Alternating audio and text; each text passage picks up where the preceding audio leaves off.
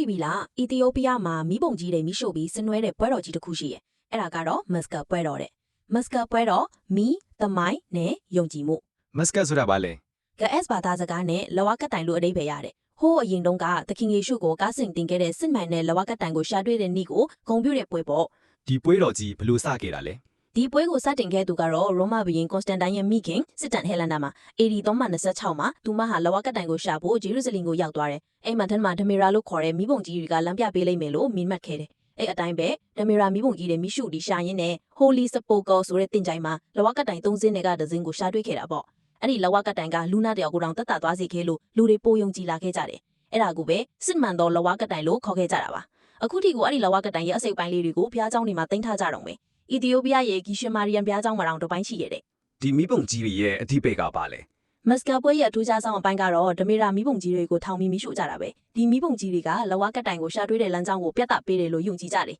မိတောင်ကြီးတွေဘေးမှာလူအများကြီးစုပြီးစုတောင်းကြတယ်ဒီမိတောင်တွေကယုံကြည်သူတွေအတွက်အလင်းရောင်စီလုံးမှုနဲ့ရှင်ပြန်ထမြောက်ခြင်းကိုကိုးစားပြုတယ်မိရဲ့အနီရောင်ကလည်းယုံကြည်သူတွေရဲ့သစ္စာရှိမှုနဲ့စစ်မှန်တဲ့နှလုံးသားကိုဖော်ပြနေရပါဘာကြောင့်ဒီပွဲတော်ကအရေးကြီးတာလဲမတ်စကတ်ပွဲတော်ကဘာသာရေးယဉ်ကျေးမှုတမိုင်းကြောင်းတွေပေါင်းစပ်ထားတဲ့ခမ်းနားတဲ့ပွဲတစ်ခုပါမကောင်းတာတွေမုံတီးမှုတွေကိုမီးနဲ့ဖျောက်ဖျက်ပြီးမင်းကြမှုနဲ့ပျော်ရွှင်မှုတွေယူဆောင်လာပေးတယ်လို့ယုံကြည်ကြတယ်။ဒါကြောင့်လဲမတ်စကတ်ပွဲကဘာသာရေးအညတင်မကပဲလူယဉ်ကျေးမှုအမွေအနှစ်တစ်ခုလည်းဖြစ်နေတာပေါ့။ဒီပွဲကိုနှစ်စဉ်စက်တင်ဘာ29ရက်28ရက်နေ့တွေမှာကျင်းပပြီးမြို့တော် Addis Ababa မှာလူအများကြီးညစီကားသိမ်းမဲ့စွာကျင်းပကြတယ်။ကိုယ်တိုင်သွားရပြီးဒီခမ်းနားတဲ့ပွဲကိုဆင်နွှဲဖို့စိတ်ဝင်စားပလားရှင်။